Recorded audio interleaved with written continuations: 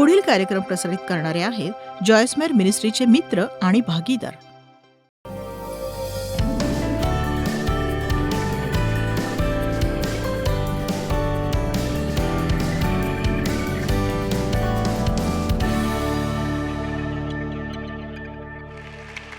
तुझ्या विरुद्ध घडलेले कोणतेही हत्यार चालणार नाही.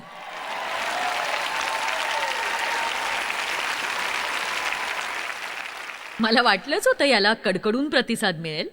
यशया अध्याय 54 वचन 17 बघू. तुझ्या विरुद्ध चालविण्यासाठी घडिलेले कोणतेही हत्यार चालणार नाही आणि तुझवर आरोप ठेवणाऱ्या सर्व जिव्हांना तू दोषी ठरवशील. हेच आहे परमेश्वराच्या सेवकांचे वतन, त्यांची शांती, नीतिमत्व, सुरक्षितता आणि शत्रूंवरचा त्यांचा विजय. त्यांच्यामधून प्रभू परमेश्वराचा आदर्श सेवक प्रतिबिंबित होतो. तर या आठवड्याच्या शेवटी आपण ही वचनं पाहणार आहोत आणि या वचनाविषयी काही महत्त्वाच्या गोष्टी सांगून मी सुरुवात करणार आहे. तुझ्या विरुद्ध घडलेले कोणतेही हत्यार चालणार नाही. तुझ्यावर आरोप ठेवणाऱ्या सर्व जीवांना तू दोषी ठरवशील. आरोप आनंद देणारे नसतात. आरोप केलेला कुणालाच आवडत नाही. वचन म्हणतं त्यांना तू दोषी ठरवशील. पण व्यावहारिक ख्रिस्ती जीवनात आपण टीका करणाऱ्या लोकांना कसं दाखवून देऊ शकतो की ते चूक आहेत, ते चूक आहेत. आपलं समर्थन करून का? त्यांच्यावर चिडून आणि त्यांच्यासारख्याच वाईट गोष्टी बोलत राहून का? नाही, यामुळे काही होत नाही, बरोबर? बघा, बायबल म्हणतं जेव्हा येशूची निंदा करण्यात आली त्याने उलट निंदा केली नाही. त्याचा अपमान करण्यात आला तेव्हा त्याने उलट अपमान केला नाही, तर त्याने स्वतःला यथार्थ न्याय करणाऱ्याकडे सोपवलं. मुद्दा असा आहे की तुमच्यावर आरोप करणाऱ्यांना दोषी ठरवण्याचा मार्ग हा आहे की आपण त्यांच्याशी देवाच्या मार्गाने वागायला हवं. जसं सैतानाने त्यांना वागायला भाग पाडलं त्या प्रकारे त्यांच्याशी अजिबात न वागणं. मी हे पुन्हा एकदा सांगेन. बऱ्याचदा असं होतं की आपण म्हणतो, बघा तुम्ही माझ्याशी असं कसं बोलू शकता? समजू नका, तुम्ही जे केलं ना ते खपवून घेतलं जाईल. आजपासून तुमचा माझा संबंध संपला. तुम्ही जे काही केलं ना ते सगळ्या जगाला सांगेन. बघा, हे सगळं काही जेव्हा घडतं तेव्हा पहिली गोष्ट, आपलं युद्ध हे माणसांबरोबर नसतं. बायबल म्हणतं आपलं युद्ध सत्तांबरोबर, अधिकाऱ्यांबरोबर, काळोखातील जगातल्या अधिपतींबरोबर आहे. पण यामुळे लोकांना अशी शांती मिळत नाही ज्यामुळे ते आपल्यामधून सैतानाला काम करू देणार नाहीत. मुद्दा असा आहे की जगात जे सर्वत्र वाईट दिसून येतं, जे काही वाईट घडतं, त्याचा उगम हा सैतान असतो आणि तो काळोखातील जगाचा अधिपती आहे. तो सत्ताधीश आहे, तो फसवणारा आहे, तो दुष्ट आहे, वगैरे वगैरे वगैरे. आपल्याला सैतानाविषयी बोलायला आवडत नाही. कुणाला सैतानाविषयी बोलायला आवडेल? पण दुःखाची गोष्ट ही की काही चर्चेसमध्ये सैतानाविषयी बोलत नाही, कारण सैतानाविषयी बोलणं अप्रिय वाटतं. मी अनेक वर्ष चर्चमध्ये गेले आणि मी अगदी नियमितपणे जात होते, पण मला कधीही जाणवलं नाही की सैतान खरा आहे. मला वाटायचं तो कोणीतरी विचित्र व्यक्ती आहे. आणि बघा, तुम्ही लाल पोशाख घालता, हातात भाला घेता, मोठी शेपूट लावता. मला सैतान तसा वाटायचा. म्हणजे मला ठाऊक होतं सैतान आहे, पण मला हे ठाऊक नव्हतं माझ्या समस्यांचं कारण तोच आहे. आणि म्हणून जेव्हा लोक तुमचा न्याय करतात आणि तुमच्यावर टीका करतात तेव्हा त्यांच्यासाठी प्रार्थना करा. कारण त्यांना हे समजायची गरज आहे की इतरांचा न्याय करणं आणि त्यांना दोषी ठरवणं हे किती भयंकर असू शकतं. ती भयंकर गोष्ट आहे आणि मला आशा आहे की तुम्ही ही गोष्ट करत नसाल. त्यामुळे मला त्यावर वेगळा संदेश द्यायची गरज नाही. पण मी तुम्हाला निक्षून सांगू इच्छिते की असं करणं फार भयंकर आहे. कारण बायबल म्हणतं ज्या प्रकारे तुम्ही दोष काढाल त्या प्रकारेच तुमचे दोष काढण्यात येतील. जशी तुम्ही टीका कराल तुमच्यावरही टीका करण्यात येईल. म्हणून नेहमीच हे लक्षात ठेवा की वचनाचा लाभ मिळवायचा असेल तर तो पाळा. बऱ्याचदा आपण वचन वाचतो, आपल्याला त्याचा लाभही हवा असतो, पण वचनाचा लाभ मिळवण्यासाठी आपण वचनाचं पालन करत नाही. काय ना की आपल्या सोयीनुसार वचन निवडायची आपल्याला खोड आहे बरं का. बघा, माझ्या विरुद्ध घडलेलं कोणतंही हत्यार चालणार नाही असं बायबल म्हणतं. सैतान माझ्या पायाखाली आहे, तो हरलेला आहे. तुझ्या विरुद्ध घडलेले कोणतेही हत्यार तुझ्यावर चालणार नाही. तुझ्यावर आरोप ठेवणाऱ्या सर्व जीवांना तू दोषी ठरवशील, पण तो मार्ग आहे प्रभूच्या मार्गाने वागण्याचा, म्हणजे ते दोष लावू शकणार नाहीत. शत्रूने जसं त्यांना वाईटासाठी प्रवृत्त केलं तसं त्याने तुम्हालाही वाईटासाठी प्रवृत्त करू नये याची तुम्ही दक्षता घ्यावी. नक्कीच. आमेन. इथे दिलेल्या 4 गोष्टी खरोखर 4 संदेशांसारख्या आहेत. ही शांती, नीतिमत्व, सुरक्षितता आणि विरोधकांवरचा विजय देवाच्या सेवकांचे वतन आहे. आणि वतन हा अद्भुत आशीर्वाद आहे जो इतर लोक कर्मांनी किंवा धर्माने मिळवू पाहत असतात. ती उत्तम गोष्ट आहे. प्रभू येशूने ज्यासाठी दुःख सहन केलं त्या सगळ्या गोष्टी आपल्याला कृपेने मिळतात, विश्वासाने मिळतात. पण खरा विश्वास एक विशिष्ट जीवनशैली निर्माण करत असतो आणि आपण काही एका रात्रीत बदलत नाही, हे लक्षात घ्या तुम्ही. मनातल्या मनात म्हणा खरा. ज्यांचं देवाबरोबर खरं नातं निर्माण होतं ते गौरवातून गौरवाकडे हळूहळू बदलत जातात. ते घडतात. नवा जन्म झाल्याशिवाय तुमच्यात बदल होणं शक्य नाही. पण नवा जन्म झाला की ख्रिस्त तुमच्यात राहतो आणि मग तुमची जीवनशैली पूर्वीसारखी राहत नाही. आणि बघा, मला विस्तारित पवित्र शास्त्रात करण्यात आलेला हा अनुवाद आवडतो. या वचनाच्या शेवटी त्यामध्ये म्हटलंय, हे परमेश्वराच्या सेवकांचे वतन आहे. इथे ज्या देवाच्या सेवकांचा उल्लेख केलाय ते लोक म्हणजे कधीतरी चर्चला जाऊन गाद्यांवर बसणारे लोक नव्हेत किंवा आपल्या गाड्यांवर बंपर स्टिकर लावणारे लोकही नाहीत किंवा गळ्यात क्रॉस लटकवणारेही लोक नाहीत. इथे ज्या देवाच्या सेवकांचा उल्लेख केलाय, ज्यांच्यासाठी वतन आहे, ज्यांच्या विरुद्ध घडलेलं कोणतंही हत्यार त्यांच्या विरुद्ध चालणार नाही, तेच लोक आहेत ज्यांच्यामध्ये आदर्श सेवक प्रभू येशू याचं प्रतिबिंब झळकतं सतत. प्रभू येशूचं.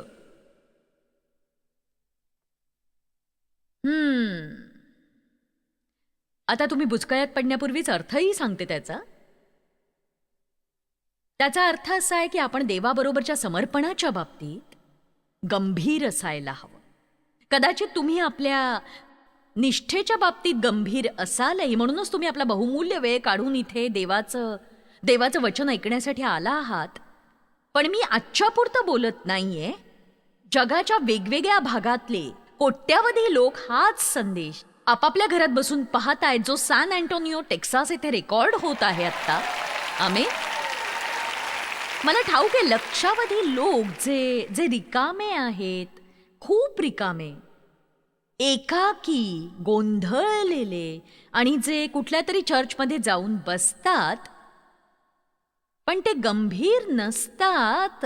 हो, त्यांचा नव्याने जन्म झालेला असूच शकतो, पण ते अजिबात गंभीर किंवा समर्पित नसतात आणि ते प्रभूच्या मागे संपूर्ण हृदयाने चालत नाहीत. पवित्र शास्त्र म्हणतं की सगळ्यात पहिली आणि महत्वाची आज्ञा ही आहे, तू आपला देव परमेश्वर याचवर आपल्या संपूर्ण हृदयाने, आपल्या संपूर्ण मनाने, आपल्या संपूर्ण बुद्धीने, आपल्या संपूर्ण शक्तीने प्रीती कर. सर्वस्वाने त्याच्यावर प्रीती कर. म्हणून मी तुम्हाला प्रोत्साहन देऊ इच्छिते की संपूर्ण हृदय प्रभूला द्या. संपूर्ण हृदय देवाला त्याचं कार्य तुमच्या जीवनात करू द्या. आणि तुमच्या जीवनात अशी कुठली जागा असेल जी तुम्ही स्वेच्छेने देवाला देऊ शकत नसाल, तर मग तुम्ही आजच हा निर्णय का बरं घेत नाही की प्रभू, मी तुला अनुमती देतो की माझ्या जीवनातल्या कुठल्याही क्षेत्रात तू प्रवेश करू शकतोस. तुझ्यासाठी कुठलाही कप्पा बंद नाही, कुठलाही विषय बंद नाहीये. कारण आपण खरोखर विश्वास ठेवतो की आपल्या योजनांपेक्षा देवाची योजना श्रेष्ठ असते, नाही का? आमेन.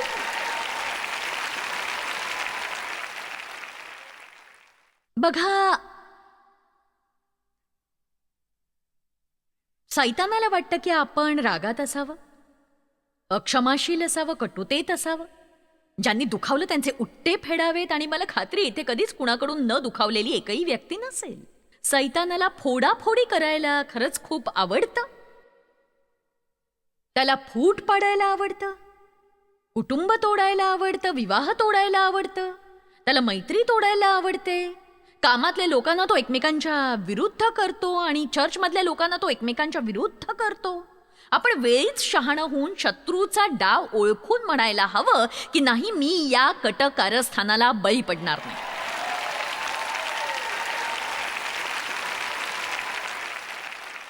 देवाचं वचन स्तोत्रसंहिता 133 मध्ये म्हणतं, जिथे ऐक्य असतं तिथे देवाचा आशीर्वाद असतो, आणि जिथे ऐक्य असतं तिथे द्वेष किंवा तिटकारा कटुता नसते. तिथे लोक सदैव भांडत नाहीत. एक सांगू, वादविवाद दूर ठेवण्याची तुमची इच्छा असेल तर तुम्ही ते सहज करू शकता. आमेन. शांती म्हणजे सामर्थ्य. जिथे शांती नसते तिथे सामर्थ्य नसतं. म्हणून सैतान आपल्याला नेहमी रागात ठेवू पाहतो, पण तसं राहू नका. जीवनातल्या प्रत्येक वादळात देव आपल्याला स्थिर ठेवू पाहतो, कारण तेव्हाच तो सामर्थ्याने कार्य करू शकतो. चौपदरी अभिवचन, शांती, नीतिमत्व, सुरक्षितता आणि विरोधकांवरचा विजय. हे अभिवचन आहे गंभीर असलेल्यांसाठी. विश्वासणाऱ्यांनो, बंधूंनो आणि बहिणींनो, आपण युद्धात आहोत. दरवेळी आपल्याला याची आठवण करून दिली जाते. आपण युद्धात आहोत याची खात्री करण्यासाठी वाचा 2 कोरिंथ अध्याय 10 वचन 3 आणि 4. कारण आम्ही देहात चालणारे असूनही आम्ही देह स्वभावाप्रमाणे युद्ध करत नसतो. आमची शस्त्रे दैहिक नाही. आता याविषयी मी इथे वेगळं शिकवणार नाही, पण आत्मिक शस्त्रांपैकी एक शक्तिशाली शस्त्र आपल्या जवळच आहे, ते आहे देवाचं वचन. आमेन. येशूचं नाव प्रभावी शस्त्र आहे. येशूचं रक्त शक्तिशाली शस्त्र आहे. ख्रिस्ताचा वधस्तंभ एक शस्त्र आहे. आराधना एक शस्त्र आहे. आमच्या युद्धाची शस्त्रे दैहिक नाहीत, तर तटबंदी जमीनदोस्त करण्यास ती देवाच्या दृष्टीने समर्थ आहेत. ती परमेश्वराच्या दृष्टीने शक्तिशाली आहेत. मनात फक्त म्हणा, आम्ही युद्धात आहोत. आपल्याला युद्धात राहायला आवडत नाही, पण आपण युद्धात आहोत. मनोरंजक गोष्ट म्हणजे संपूर्ण बायबलमध्ये युद्ध हे आधीच जिंकलं गेलेलं आहे. तरी सुद्धा युद्धात अनेक लढाव्या लागतात, आणि एखाद्याने युद्ध जरी जिंकलं तरी प्रत्येक लढाई जिंकली गेलेली नसते, कारण बऱ्याचदा ती नीट लढत नाहीत. माझी प्रत्येक लढाई कशी जिंकायची ते मी शिकायलाच हवं. कुठल्याही क्षेत्रात शत्रूने मला हरवल्याचा आनंद मला त्याला द्यायचा नाही, किंवा ज्यांना मी हे शिकवते त्यांनीही तो शत्रूला आनंद देता कामा नये. आमेन. शेवटी काय होणार आहे ते आपल्या सगळ्यांना ठाऊक आहे. तो हरलेला शत्रू आहे. म्हणून इथे आपल्याला विजयात जगायचं आहे. प्रभू येशूने म्हटलं, मी यासाठी आलोय की तुम्ही आपल्या जीवनाचा आनंद लुटावा. केवळ जगायचं म्हणून जगू नये, किंवा प्रत्येक दिवस फक्त झगडण्यात घालवू नये, तर जीवनाचा आनंद लुटावा. आता 2 कोरिंथ अध्याय 2 वचन 10 आणि 11 महान वचनं, 2 वचनं आहेत. त्यात म्हटलंय, ज्या कोणाला तुम्ही एखाद्या गोष्टीची क्षमा करता त्याला त्याबाबत मीही क्षमा करतो, कारण मी क्षमा केली असती तर ज्या कशाची क्षमा केली ती तुमच्यासाठी ख्रिस्ता समक्ष केली आहे. आता वचन 11 बघा. यासाठी की आपल्यावर सैतानाचे वर्चस्व होऊ नये, त्याचे विचार आणि हेतू आपल्याला कळत नाहीत, असे नाही. बघा, सैतान आपल्याला अज्ञानात ठेवू पाहतो. त्याचा अर्थ आहे अशिक्षित. आपण त्याच्याविषयी सतर्क व्हावं असं त्याला वाटत नाही, किंवा तो काय करतो हे आपल्याला कळावं असं त्याला अजिबात वाटत नाही. तुम्ही ख्रिस्तात कोण आहात हे तुम्हाला कळू नये, आणि तुम्हाला मिळालेलं सामर्थ्य आणि अधिकार तुम्हाला कळू नये असं त्याला वाटतं. जगातल्या प्रत्येक वाईटाच्या मागे तो आहे हे तुम्हाला कळू नये असं त्याला वाटतं, आणि तो प्रत्येकाला अंधारात ठेवू इच्छितो. खरं तर एक चांगला शास्त्राभ्यास होऊ शकतो या सैतानावर. मला वाटतं तुम्ही याविषयी उत्सुक असाल. काही असो, सैतानाने आपल्यावर वर्चस्व गाजवता कामा नये. आज इथे असे अनेक लोक आहेत आणि टीव्हीवरून हा कार्यक्रम पाहणाऱ्यांपैकीही बरेच ज्यांच्यावर सैतानाने वर्चस्व मिळवलंय आणि तुम्हाला कल्पनाही नसेल किती खोट्या गोष्टींवर तुम्ही विश्वास ठेवत असाल कदाचित. माझ्या बालपणी माझं शोषण झालं, त्यामुळे मला सारखं वाटायचं असं लाचारीचं जीवन आणखी किती काळ जगावं लागणार आहे मला. आणि मला तसं वाटायचं कारण शत्रूनेच मला तसं सांगितलं होतं, तुझी नासाडी झाली आहे, तू वापरलेली वस्तू आहेस. आता लग्नाविषयी सांगायचं तर 18व्या वर्षी मी लग्न करण्याचं कारणही तेच होतं. मी ते केल्यावर माझ्या मनात खोलवर याची जाणीव होती की हे सफल होणार नाही, पण शत्रूने माझ्या मनात हेच भरवलं की मी कुणालाच आवडत नाही. आणि म्हणून ज्या व्यक्तीने माझ्यात रुची दाखवली त्या पहिल्या व्यक्तीला मी धरलं, कारण एकच लबाडी शत्रू मला सतत सांगत आला होता. मला आश्चर्य वाटतं, एक शेवटचा पर्याय म्हणून कितीतरी तरुणी लग्न करत असतील आणि त्यांना हेही ठाऊक असेल की हे टिकणार नाही, पण निराशेपोटी आणि भीतीपोटी त्या हे करत असतील. सैतान लबाड आहे, तो लबाडीचा बाप आहे आणि त्याच्यात सत्य नाही. तो फसवणारा आहे आणि त्याच्या बरोबरचे युद्ध जिंकण्याचा एकच उपाय तो म्हणजे मनाची युद्धभूमी तयार करणं, देवाच्या वचनाने स्वतःला भरून त्याच्यावर मात करणं आणि देववचन पाळणं. आणि तुमच्या डोक्यात सैतानी विचारांचा भडीमार होईल तेव्हा मोठ्याने देवाचं वचन बोलून जय मिळवणं.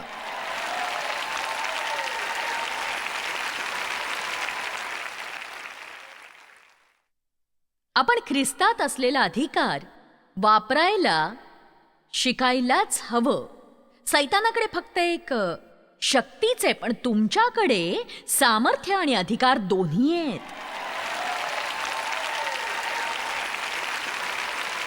आपणच त्याला वाव देत असतो. खरं तर एदेन बागेत आदामाकडे अधिकार होता, त्याने तो अधिकार शत्रूला दिला, त्याच्या लबाडीला कान देऊन. आपण शत्रूला अधिकार देण्याची गरज नाही, पण ज्ञानाअभावी बऱ्याचदा आपण ते करतो. लूक अध्याय 10 वचन 19 हे एक फार असं अद्भुत वचन आहे. मी तुम्हाला अधिकार दिला आहे. जर त्याने आपल्याला अधिकार दिलाय तर तो आपल्याला आहेच. मनात म्हणा माझ्याकडे आहे. मी तुम्हाला साप आणि विंचू यांना तुडविण्याचा आणि शत्रूच्या सर्व शक्तीवरचा अधिकार दिला आहे आणि तुम्हाला काही एक बाधणार नाही. मी तुम्हाला शत्रूच्या सर्व शक्तीवरचा अधिकार दिला आहे.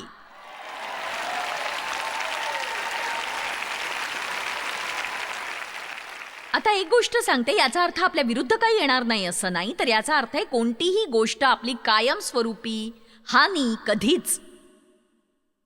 कधीच करू शकणार नाही. योहान अध्याय 16 वचन 33 मध्ये प्रभू येशूने म्हटलं, जगात तुम्हाला क्लेश होतील तरीही तुम्ही धीर धरा, मी जगाला जिंकले आहे. विस्तारित बायबल म्हणतं, तुमची हानी करणारी शक्ती मी काढून घेतलीये. माझ्या आयुष्याच्या सुरुवातीच्या 23 वर्षात मी नरक यातनांमधून गेले, पण आता मी तुमच्या पुढे उभी आहे, हानीरहित, पूर्ण बरी झालेली, लोकांना मदत करणारी. बऱ्याच गोष्टींनी आपण दुखावले जातो. याची सुरुवात बालपणी होते, जेव्हा आपण अशा लोकांच्या अधिकाराखाली असतो ज्यांच्या स्वतःच्याच समस्या असतात किंवा जगातल्या लोकांकडून दुःख सोसावं लागतं. तिथे कुणाची तरी समस्या असते, आपण त्यांच्या समस्येत अडकतो आणि त्यांच्या समस्येमुळे आपण दुखावले जातो. पण या परिस्थितीतून तावून सुलाखून बाहेर पडून स्वस्थ होण्याचाही मार्ग आहेच, हे लक्षात घ्या तुम्ही.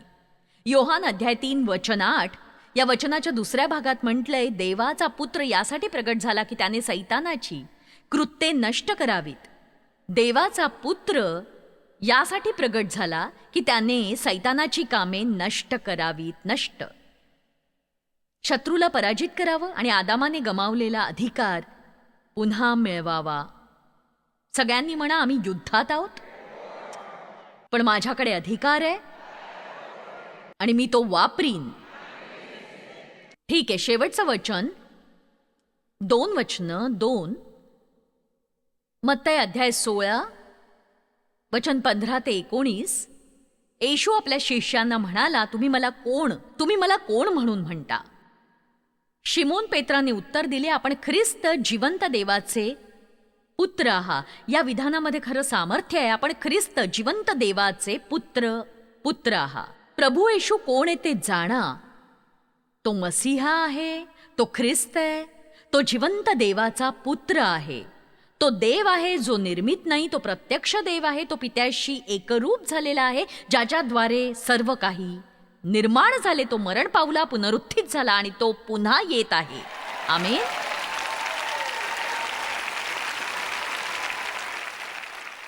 आपण त्याला भेटण्यासाठी तयार असायला हवं. आमेन. येशूने त्याला म्हटले, शिमोन बारयोना, धन्य तुझी, तू आशीर्वादित, सुखी, हेवा वाटण्याजोगा आहेस, कारण मांस आणि रक्त यांनी नव्हे तर माझ्या स्वर्गातील पित्याने हे तुला प्रगट केले. जर कोणी येशूला प्रभू म्हणतो आणि तसा विश्वास ठेवतो आणि तसं जगतो, तर तसा निर्णय घेणारे तुम्ही नाही, तर पित्याने ते प्रगट केलं आहे तसा विश्वास मी ठेवते आणि तुमच्यापैकी बरेच जण ठेवतात. तुम्हाला खात्री आहे की येशू तुमच्या पापांसाठी वधस्तंभावर गेला, पण हे घडताना तुम्ही त्याला पाहिलं नाही. देवाने प्रगटीकरण केल्याशिवाय अशा गोष्टींवर आपण विश्वास कसा काय ठेवू शकतो? म्हणून तो पेत्राला म्हणाला, मी कोण आहे ते देवाने तुला प्रकट केलंय. प्रत्येक मनुष्याला विश्वासाच्या परिमाणाप्रमाणे देण्यात आलंय, पण त्याचं फळ काय? मी तुला सांगतो, तू पेत्र आहेस आणि या खडकावर मी आपली मंडळी रचीन आणि तिच्या पुढे अधोलोकाच्या द्वारांचे काहीच चालणार नाही. या खडकावर मी आपली मंडळी रचीन व तिच्या पुढे अधोलोकांच्या द्वारांचे काहीच चालणार नाही. प्रभूला हे म्हणायचं नव्हतं की पेत्रावर मंडळी उभारणारे. त्याचं म्हणणं होतं, पेत्र जो विश्वास दाखवत होता त्यावर मंडळी उभी राही. जेव्हा आपण विश्वासाचं जीवन जगतो, भावनांचं नव्हे, आणि जेव्हा आपण म्हणतो तू ख्रिस्त जिवंत देवाचा पुत्र आहेस, जेव्हा आपण खरा विश्वास ठेवतो तेव्हा अधोलोकाच्या द्वारांचे काही चालत नाही. ही गोष्ट इथून आरंभ होते आणि आपल्याला काही महत्वाच्या गोष्टी देऊन जाते. मी तुला स्वर्गाच्या राज्याच्या किल्ल्या देईन. या किल्ल्या आहेत प्रार्थना. प्रार्थनेने स्वर्गाचं दार उघडतं. जेव्हा तुम्ही प्रार्थना करता तेव्हा देवाचं सामर्थ्य उपलब्ध होतं. आणि आता बघा, आपल्याकडे प्रार्थनेविषयी शिकण्यासाठी वेळ नाही, पण मी सांगू इच्छिते, तुम्ही मागत नाही म्हणून मिळत नाही. जेव्हा तुम्ही समस्या पाहता तेव्हा तुम्ही लगेच प्रार्थना करा, लगेच करा. मी तुला स्वर्गाच्या राज्याच्या किल्ल्या देईन आणि पृथ्वीवर जे काही तू बांधशील ते स्वर्गात बांधले जाईल आणि पृथ्वीवर जे काही तू मोकळे करशील ते स्वर्गात मोकळे केले जाईल. मी तुला स्वर्गाच्या राज्याच्या किल्ल्या देईन आणि पृथ्वीवर जे काही तू बांधशील ते स्वर्गात बांधले जाईल. पृथ्वीवर तू मोकळे करशील ते स्वर्गात मोकळे केले जाईल. तर प्रभू म्हणतो, प्रार्थनेच्या किल्ल्यांद्वारे मी तुम्हाला पृथ्वीवर असं सामर्थ्य देईन जे देवाची इच्छा पृथ्वीवर प्रत्यक्षात घडवून आणील. आणि म्हणून जे काही स्वर्ग बांधून टाकील ते तुम्हीही बांधून टाकू शकता, आणि जे काही स्वर्ग मोकळे करील ते तुम्ही मोकळे करू शकता आणि तुम्ही ते मिळवू शकता. आणि म्हणूनच मी सैतानाला बांधून टाकते आणि पवित्र आत्म्याचं सामर्थ्य पृथ्वीवर वहावं म्हणून ते मी आज मोकळं करतेय.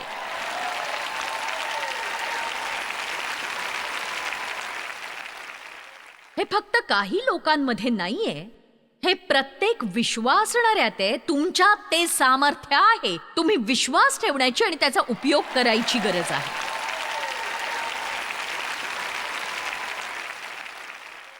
जर तुम्ही स्वतःचं युद्ध लढायला शिकला नाही तर इतर कोणी ते लढणार नाही. कदाचित तुमची आई तुमच्यासाठी ते लढेल, कदाचित तुमची आजी तुमच्यासाठी ते लढेल, पण तुम्ही स्वतः ते लढलेलं बरं. तुम्हाला जीवनाच्या एका टप्प्यावर गल्ल्याथाचा सामना करावाच लागेल.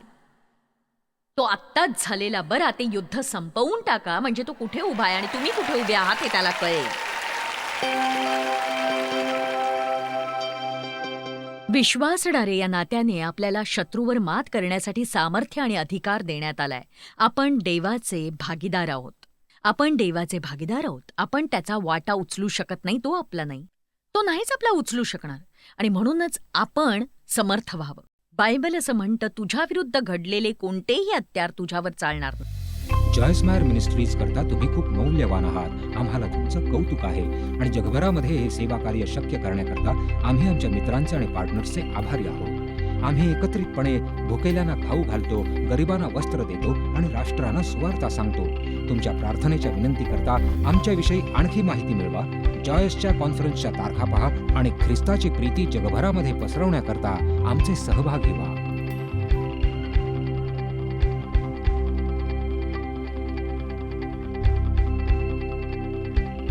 याचा सर्व खर्च जॉयस्मायर मिनिस्ट्रीचे मित्र आणि भागीदार करत आहेत.